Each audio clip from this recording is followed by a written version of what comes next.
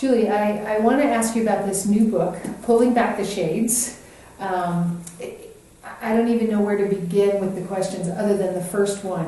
What does erotica mean? I have to just ask you, because it's the first word, pulling back the shades, and the very next word, erotica, intimacy, and the longings of a woman's heart. And as a women's ministry leader in a church, okay, you hold it. You don't want it, no? It's like a hot potato. I'm afraid, but I want you to explain to me.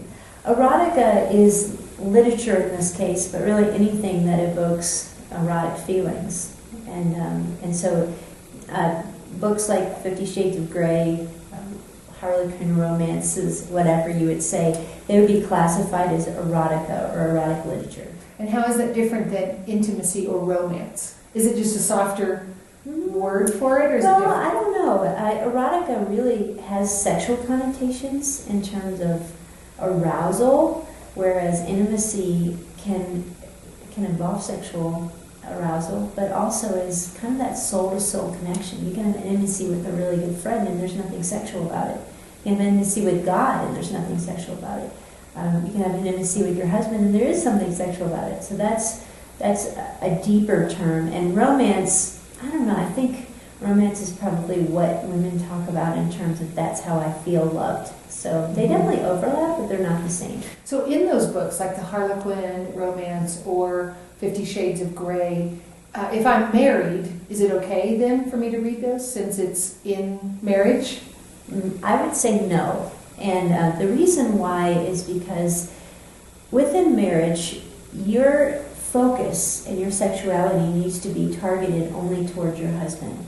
And what erotica does is it might get kind of the motor running, and some people are like, okay, well, the motor's running now and I can be with my husband, but it's a false intimacy. It's not that you're connecting with your husband, it's that something else has stimulated you and you're channeling that toward your husband.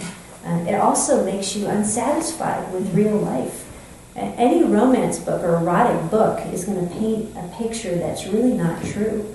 For example, 50 Shades of Grey, the man earns, what is it, like $100,000 a minute.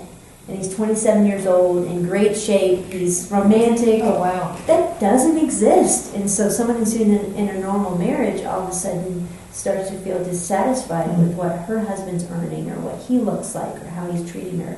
So ultimately, it doesn't lead to intimacy, it leads to dissatisfaction.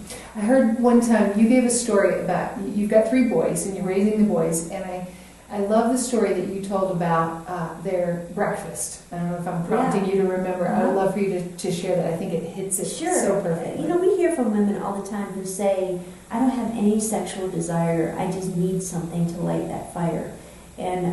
And even within the church, a woman will say, well, read 50 Shades of Grey, it'll light that fire. And it will light that fire physiologically, but the analogy that I use is when my kids come down for breakfast, if they say, I'm hungry, and I give them things like cotton candy to eat, they're going to be really happy with me in the moment because it tastes good and it's sugary and it's fun. But there's 2 problems with that. First of all, there's no nutrition. So even though they might be filling their stomach, there's nothing that's going to give them energy for the day. But second of all, it ruins their appetite for what's healthy. And when a child's been drinking sodas and eating candy all the time, and you give them a strawberry or an apple, they have no appetite for something that is supposed to be very sweet and nutritious. And the same is true with erotica or pornography.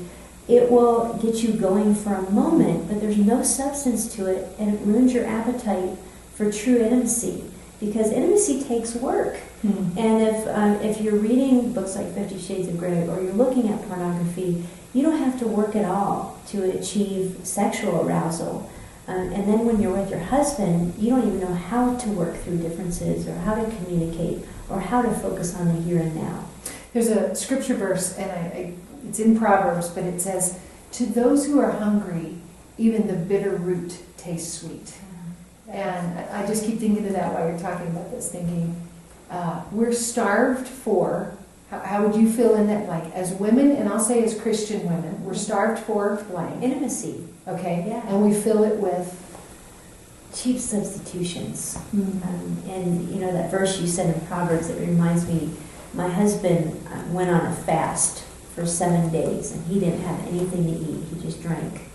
And when he broke the fast, I made him kale chips, because that's what his doctor said he needed to break the fast with. And you bet they were gross. I mean, you know, I'm not doing that, but they were pretty gross.